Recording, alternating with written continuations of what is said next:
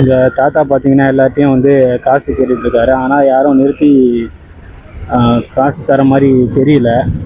சாப்பிட்டீங்களா?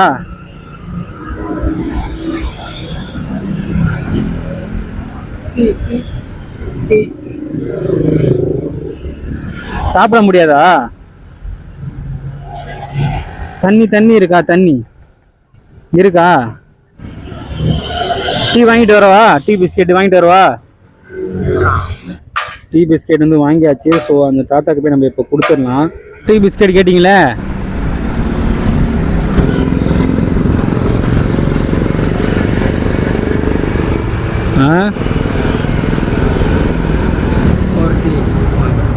எனக்கு வேணாம், எனக்கு வேணாம், நீங்கள் குடிங்க.